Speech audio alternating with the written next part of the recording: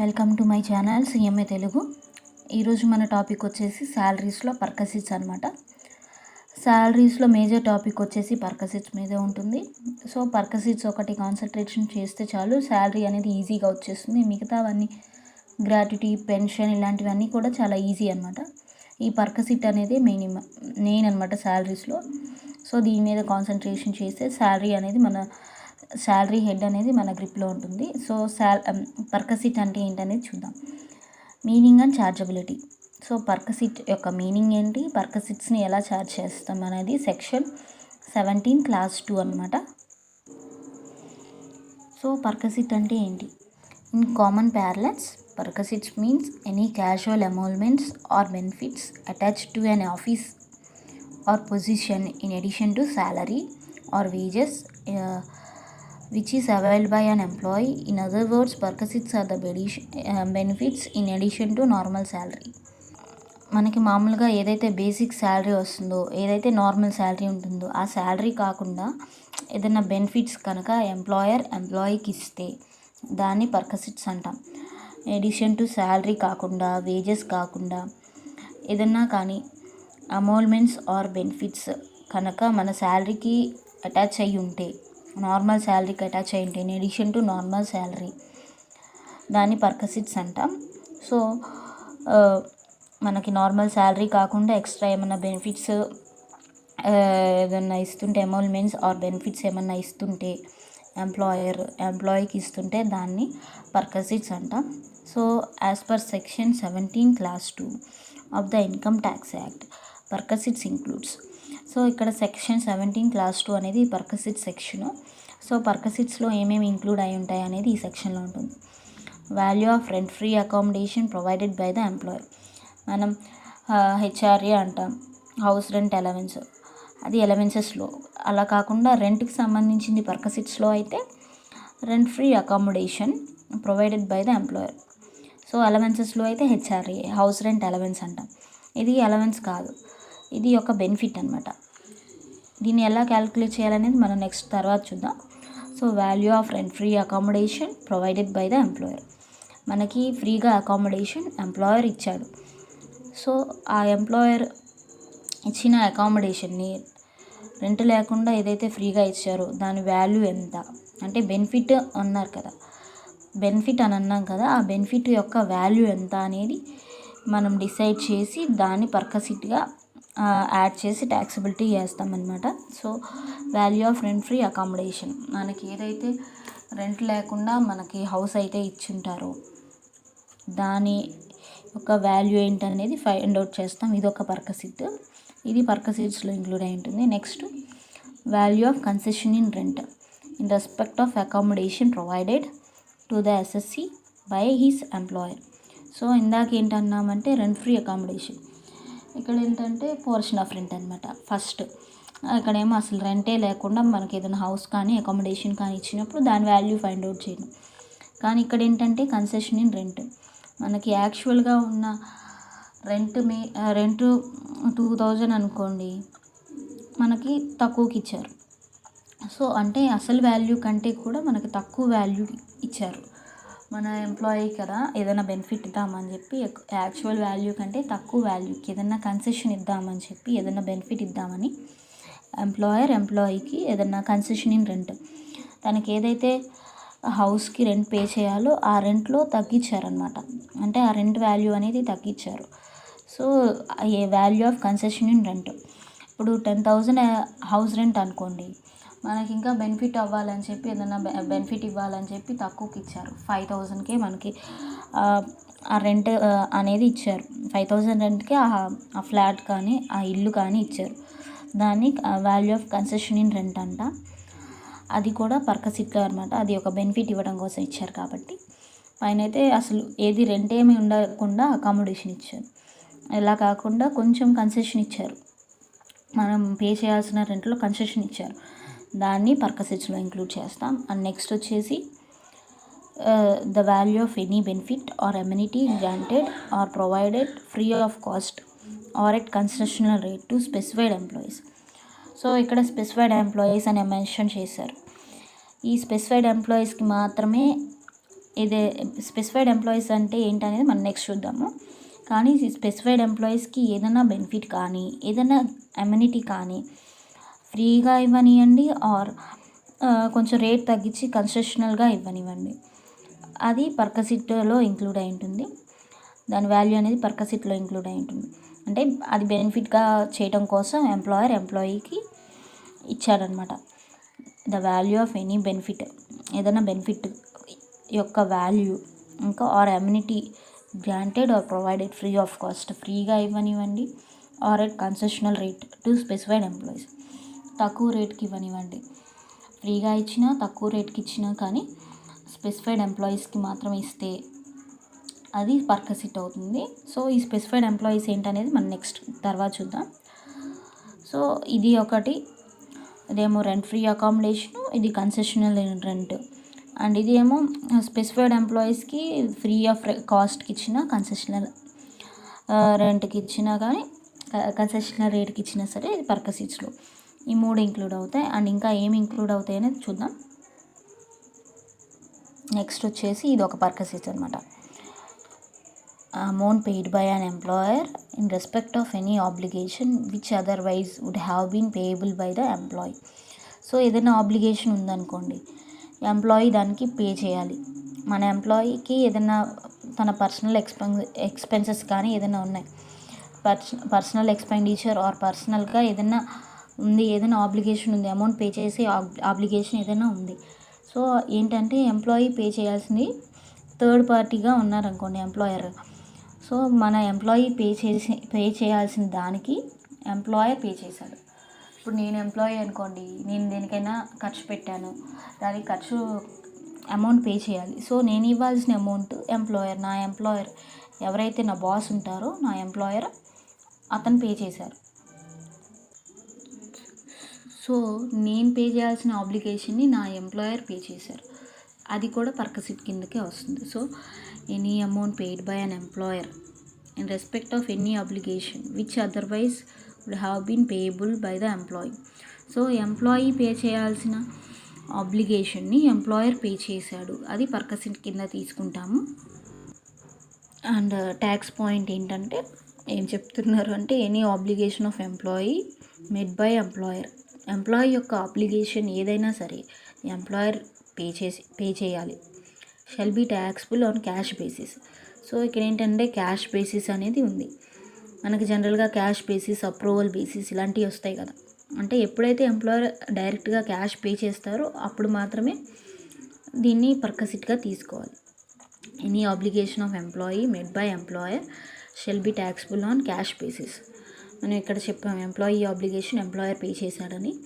So ఏ బేసిస్లో, cash బేసిస్లో చేసినప్పుడు మాత్రమే తీసుకోవాలి, ఇది ట్యాక్స్ పాయింట్ అనమాట. In the year, cash basis అంటే in the year in which amount is paid by the employer. So మనం ఇయర్లో ట్యాక్స్ పే చేయాలి, పే చేయలేదు, నెక్స్ట్ ఇయర్లో క్యాష్ పే చేసేస్తాం అంటే ఏంటి, ఇంకా పే చేయలేదు కదా ఇయర్లో, నెక్స్ట్ ఇయర్లో పే చేస్తాము అంటే క్యాష్ ఎప్పుడైతే అవుట్ గో అవుతుంది నెక్స్ట్ ఇయర్లో అవుతుంది. సో ఆ ఇయర్లో మాత్రమే మనం ఈ పర్కసిట్ అనేది తీసుకోవాలి. క్యాష్ బేసిస్లో ఎప్పుడైతే ఈ ఎంప్లాయర్ డైరెక్ట్గా పే చేస్తారో ఆ ఇయర్లో మాత్రమే మనకి ఈ పర్కసిట్ శాలరీలో ఇంక్లూడ్ చేయాలి. దాని ఎగ్జాంపుల్ ఏంటంటే ఇక్కడ ఎంప్లాయీకి ఎంప్లాయీ యొక్క ట్యాక్స్ పే చేశాడు. ఎంప్లాయీ యొక్క పర్సనల్ ట్యాక్స్, ప్రొఫెషనల్ ట్యాక్స్ ఉంటాయి కదండి, ఆ ఎంప్లాయీ యొక్క ట్యాక్స్ని ఎంప్లాయర్ పే చేశాడు, ఎంప్లాయర్ పెయిడ్ ప్రొఫెషనల్ ట్యాక్స్. అయితే 2017-18లో మనకి ట్యాక్స్ పే చేయాలి, కానీ అది 2018-19లో పే చేశారు. సో మనం ఏ ఇయర్లో తీసుకోవాలి అంటే 2018-19లో తీసుకోవాలి. అంటే మన ఇయర్ ట్యాక్స్ని నెక్స్ట్ ఇయర్లో పే చేస్తాం. ట్యాక్స్ ఆఫ్ మనం ఏ ఇయర్లో అయితే ప్రీవియస్ ఇయర్లో పే చేయాలో దాన్ని మన అసెస్మెంట్ ఇయర్లో పే చేస్తాం. సో ఈ ఇయర్లో మనకు 2017-18లో మనం ట్యాక్స్ పే చేయాలి.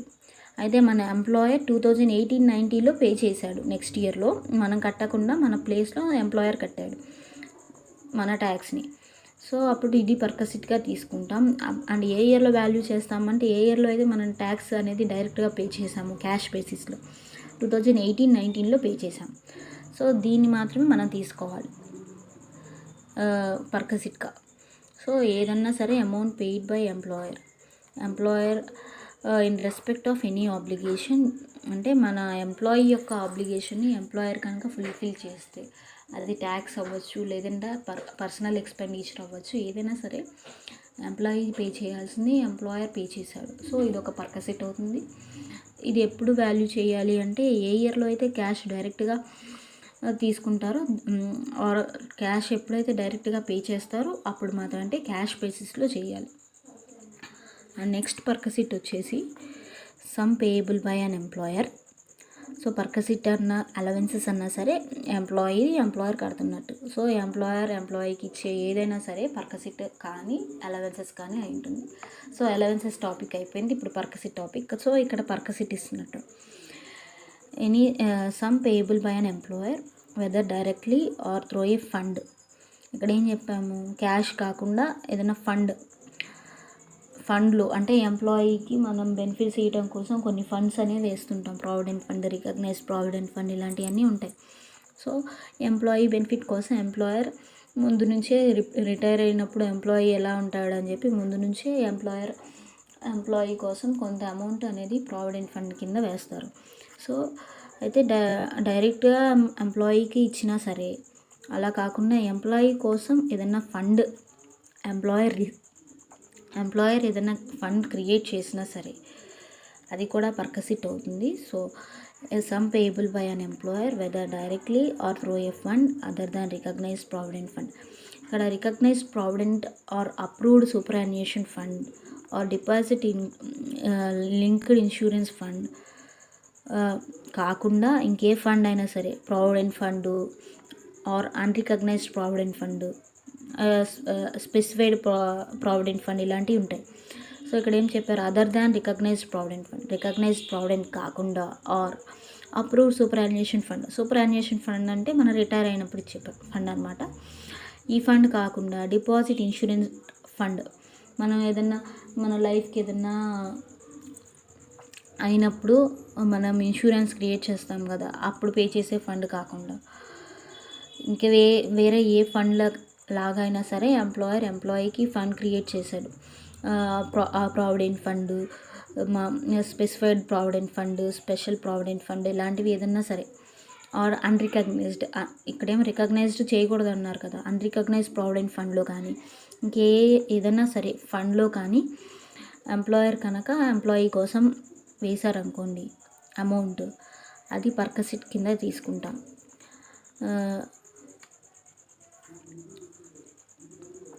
సో దాని ట్యాక్స్ పాయింట్ ఏంటంటే, such some shall be taxable on accrual basis.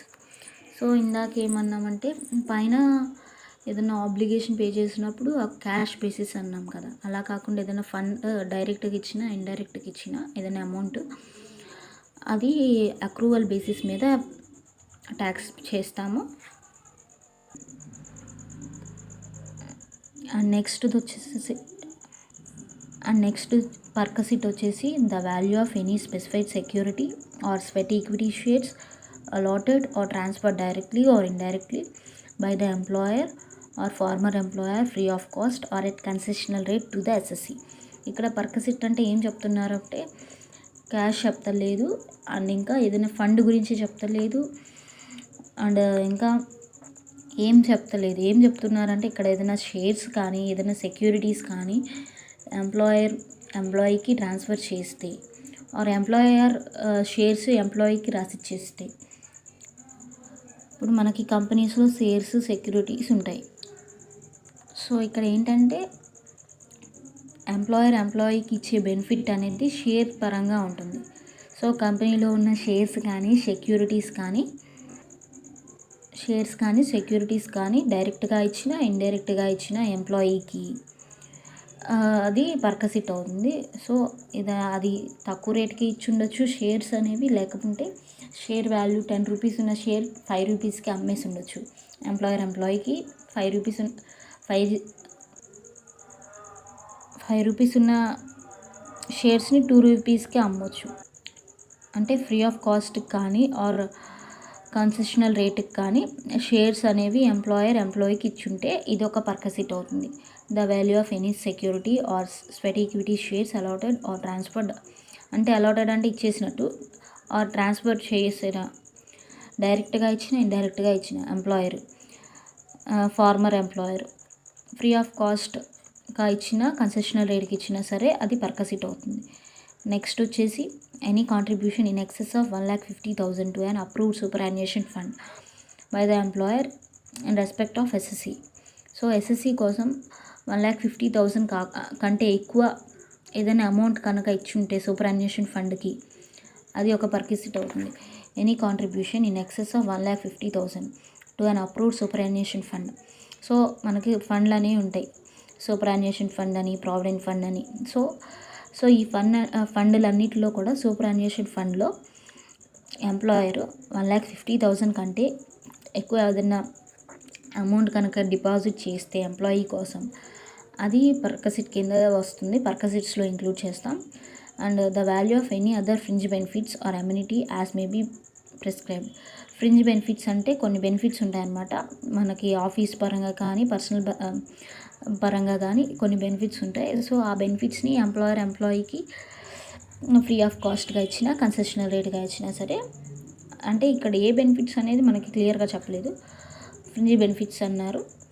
ఆ బెనిఫిట్స్ కానీ ఎమ్యూనిటీ కానీ ఫ్రీ ఆఫ్ కాస్ట్కి కానీ కన్సెషనల్ రేట్కి కానీ ఇస్తే ఎంప్లాయీకి అది పర్కసిట్ అవుతుంది. సో దాని వాల్యూ కూడా పర్కసిట్లో ట్యాక్సబుల్ చేస్తారు. సో ఇక్కడ నోట్స్ ఉన్నాయన్నమాట. సో దీంతో మన పర్కసిట్స్ అనేవి ఏమైనా ఇంక్లూడ్ అవుతున్నాయి అనేది ఈరోజు క్లాస్లో చూసాం. అండ్ డీటెయిల్గా